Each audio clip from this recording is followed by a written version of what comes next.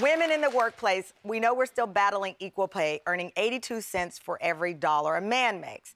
Well, there's new information that says a man's stress level jumps if his wife earns more than 40% of their household income. So it's kind of like, we're damned if we do, damned if we don't. I don't know anymore.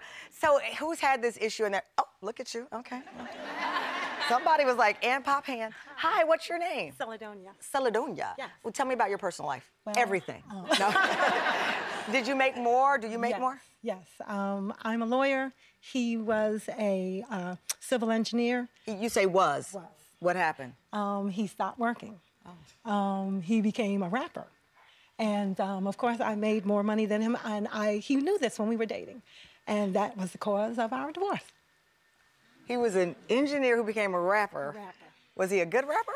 He was talented, but didn't do it the right way. Didn't do it, so he wasn't bringing in any money? Nothing.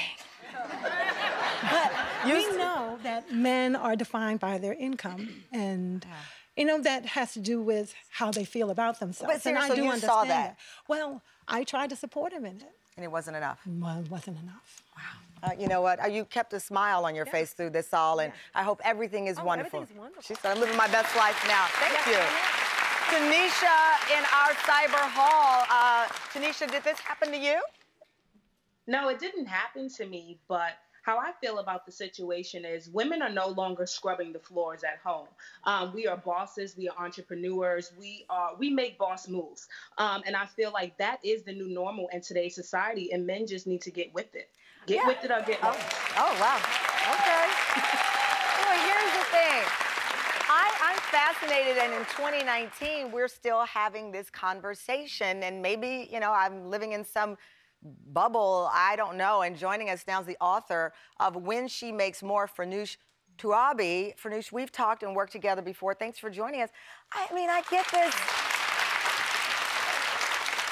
I had this, my friend D.L. Hughley had me on his show, and we had this whole conversation, and he said that his money is how the lifestyle of the family is determined. And I said, so if your wife made more money and she could afford $1 million home and you could afford a $50,000 home, which home? He said, we'd live in a $50,000. Wow. That his wife could not be the person who brought home the bacon. Now, he's been married 23 beautiful years, but a lot of men apparently still think that way. Yeah.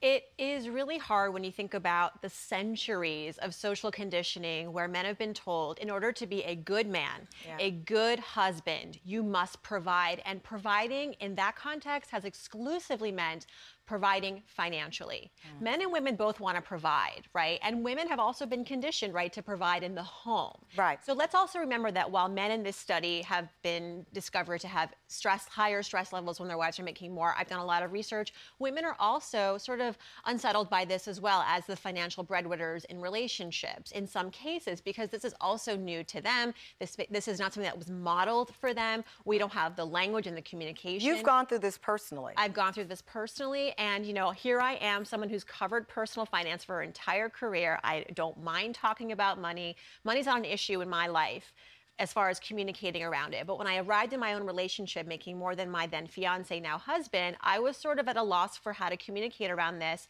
I also felt like I was letting down my family, my mother, who wanted to raise, you know, a strong woman, but also kind of hoped that I would be taken care of. Right. As a Middle Eastern woman, that's kind of the norm, that you marry a man, even no matter how much you're making, that you're still going to marry up. And well, and by the way, I don't right? think it's just Middle Eastern. I mean, it's societal. It's worldwide. We get conditioned to believe that. And I've dated, you know, someone that at the time I made more money than, and then people kept referencing him as like, oh, she's the gold digger, and I'm thinking, I make more money than him, you know? Well, I've had a boss who used to see how much I make, and he'd go, your husband's a lucky man. I've had that happen. And that's so inappropriate. We have these double standards, but here's the thing. I think this is something we need to celebrate. Right. This is a trend that is only increasing, and think of the opportunities for relationships when there isn't this pressure that only one person, the man, has to make all the money.